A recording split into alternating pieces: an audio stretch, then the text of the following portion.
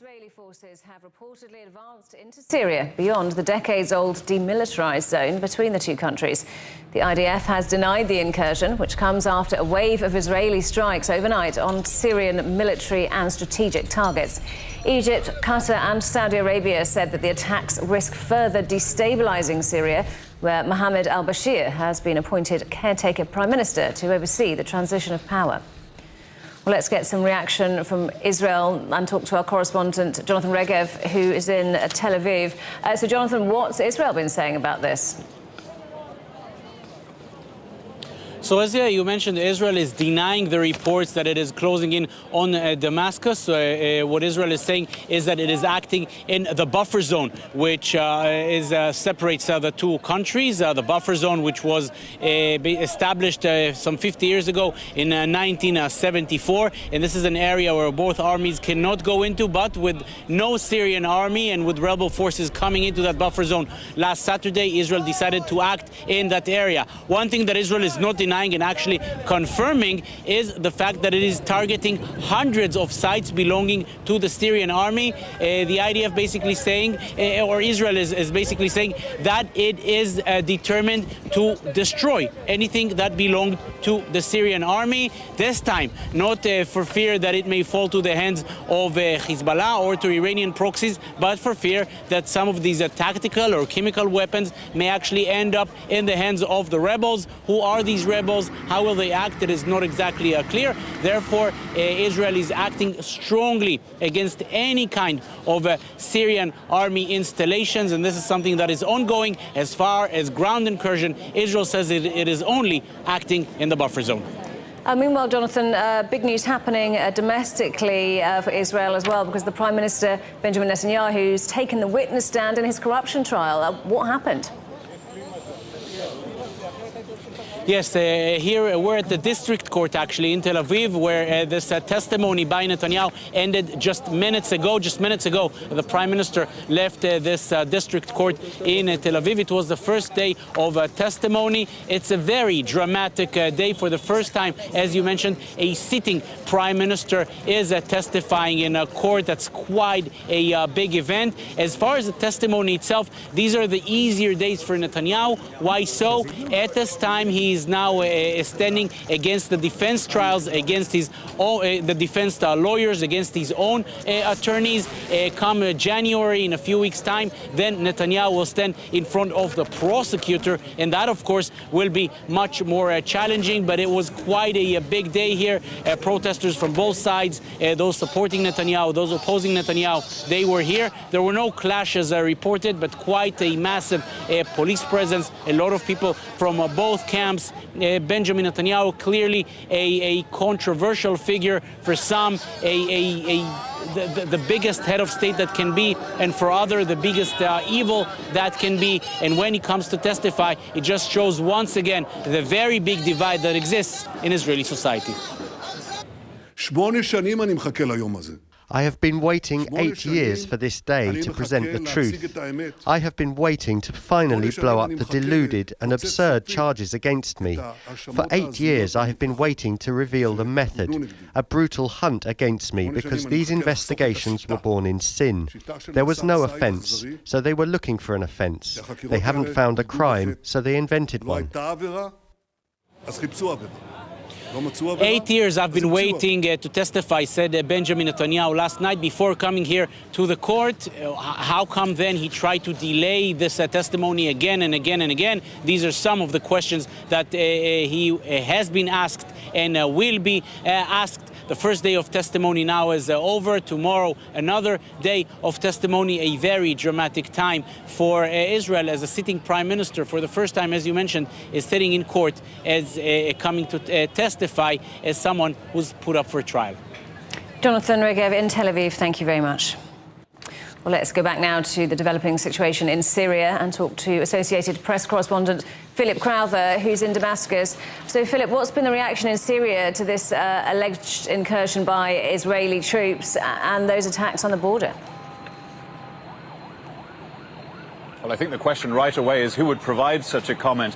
Would it be the government? Would it be the rebels? Would it be the military? Pretty much non-existent here in Syria right now. From the insurgent groups who have taken over Damascus, there has been no comment. Those insurgent groups, of course, led by Hayat Tahrir al-Sham, or HTS, they are the ones essentially now in charge here in Damascus, and we've been seeing their supporters, their members, the rebels essentially celebrating again here in the capital, in the square you can see behind me. And you can also see that monument, the Sword of Damascus, some of the rebels or their supporters climbing to the top and showing off what we presume at this point will become the flag of the new Syria. We can confirm from our reporters here in Syria that they saw and heard Israeli airstrikes during the night and going into Tuesday.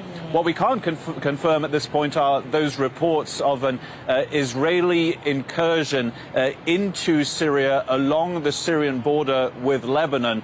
These would be Israeli troops who are already on the ground on Syrian territory, advancing further toward where we are, toward the capital Damascus. That is something we can't confirm at this point, and it is something that the Israeli government also is saying is not happening. It says that Israeli troops are not moving toward Damascus.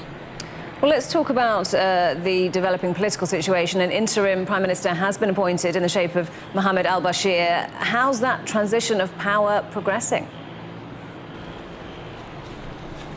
Well, frankly, it's quite remarkable. Remarkably peaceful is how this transition is happening right now. One example thereof is a meeting that happened here in Damascus today, a government meeting, and that is the government rather, of Syria that already existed under Bashar al-Assad. Of course, he was not part of that meeting. He is now in Moscow, having fled a few days ago. But almost all the ministers of that government were present for that meeting, with some notable exceptions. Foreign Affairs, Defence, Interior, Transport, those ministers were not present. But the outgoing Prime Minister, Jalali, was there. The new Prime Minister also, you just mentioned him, al-Bashir, he was there as well. Now, we still don't know, though, who exactly is going to lead Syria into this new future. Is it going to be the new Prime Minister? Is it going to be the rebel leader? That is the uncertainty that Syria now faces. It's not necessarily a power vacuum we are seeing here, though. During our trip into Damascus today, we saw a very notable absence of any security forces. The military, of course, having abandoned their posts or having been chased from their posts a few days ago. It's not a power vacuum, but there is a lot of uncertainty as to what exactly will happen over the next few days. Who will be in power in Syria over the next few years? Philip, thank you very much. Associated Press correspondent Philip Crowther in Damascus. Well, Syria's civil war has forced more than 14 million people to flee the country since 2011. Most sought refuge in neighbouring countries. Lebanon has been hosting more than 1 million Syrians, many of whom have been heading to border crossings, hoping to return home. Our correspondent Zara Al-Dersi reports. Hundreds of Syrians, including refugees, started leaving Lebanon after opposition forces took control of the Syrian capital, Damascus, through the only available crossing, the Al-Masna crossing, which connects the capitals of the two countries. This is the second wave of return after around 400,000 people left during the Hezbollah-Israeli conflict in Lebanon. According to official figures, the numbers of Syrian refugees in Lebanon exceeded 2 million people, including nearly 300,000 who are not officially registered with the UNHCR. We miss Syria so much. We can't describe our joy. My children were born here. They don't know Syria. They didn't drink its water. I ask my daughter, "Where are you from?" She tells me from Syria. Hope God doesn't forgive Assad for making us leave our own country. I left Syria in 2016, and it feels good now that I'm returning to my country. In the end, no matter how long it takes, it's still our country. I can't describe my joy.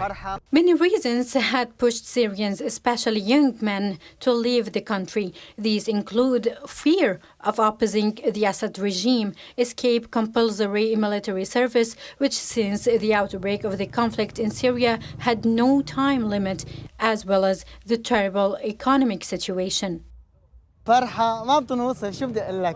Indescribable joy. What can I tell you? I left Syria in 2014. I'm going back to Damascus. I miss it. I'm Monther from Sweden. Our happiness is great. I left Syria 2 years ago. Everyone is happy, as you can see. And now we're going back. Lebanon's northern provinces recorded a displacement movement from border villages inside Syria to the city of Hermel, opposite the Syrian town of Qusayr.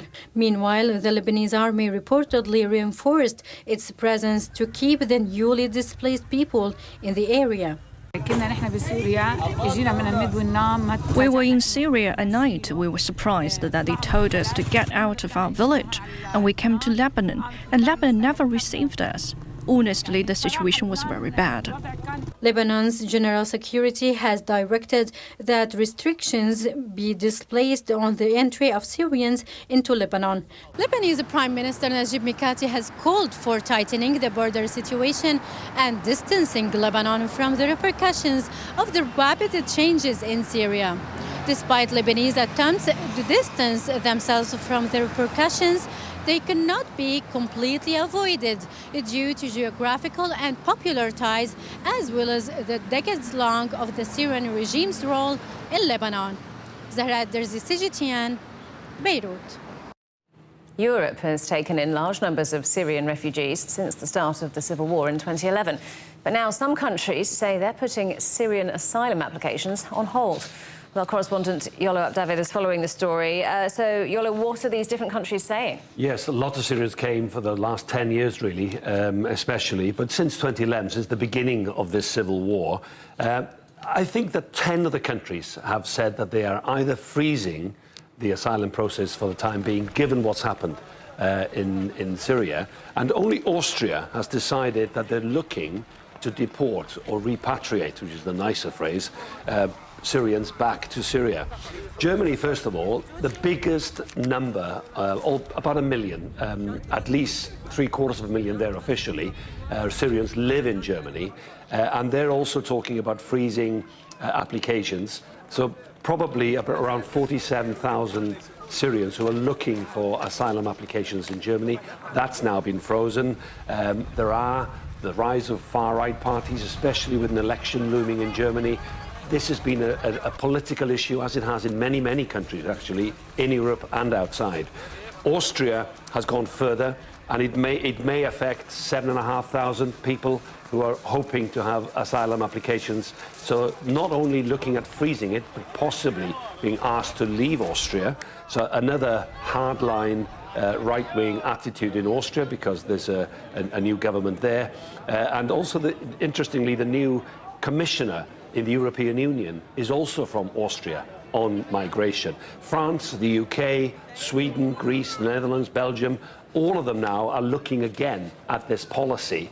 And in terms of Yvette Cooper, the Interior Minister, the Home Secretary in the UK, also a socialist government, a Labour government, but they're following the same procedure. They're freezing the applications, even though there's a far lower number of Syrians who've actually found home here in the UK.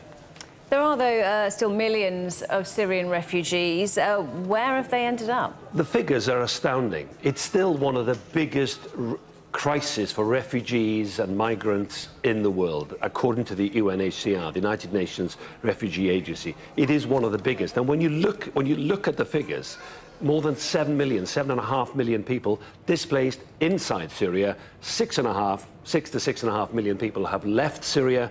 That's more than half the population. Far more than half the population of Syria that have been moved because of the last 13, 14 years of war. Most of them have gone to neighboring countries. Turkey, more than 3 million, 1 million as we just saw in Lebanon, but also in Jordan, also in Egypt and in Iraq. There's a large Syrian diaspora. So what happens to these people? Do they go back? And, you know, attitudes have hardened in those countries as well, especially in Turkey. It's been a political divisive issue in Turkey where now they're trying to move people back. We saw people were voluntarily trying to get back into northern Syria yesterday. And in Lebanon, 1 in 4, 1 in 5 of the population are Syrian refugees. So that's why we're seeing this move of people. And of course, those countries are possibly trying to push them out of the country. But that does depend on what happens and what's the future in Syria. Yolo, thank you very much. And correspondent Yolo Abdavid.